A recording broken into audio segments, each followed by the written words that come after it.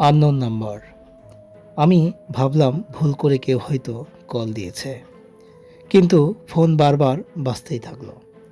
তৃতীয়বার যখন কলটা রিসিভ করলাম, তখন ওপাশ থেকে শুধু শোনা গেল একটা মেয়ের ফিসফিস করে বলা কণ্ঠ, তুমি দরজা খুলো না।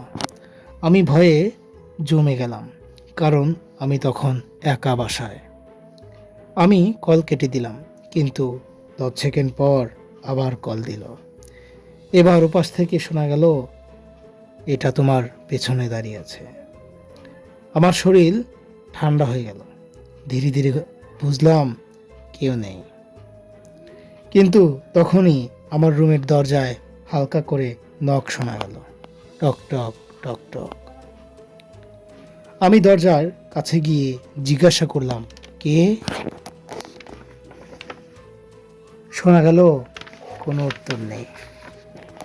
আবার বাজলো ওপাশ থেকে, এবার পরিষ্কার শব্দ, আমি তো বলেছিলাম দরজা খোলো না।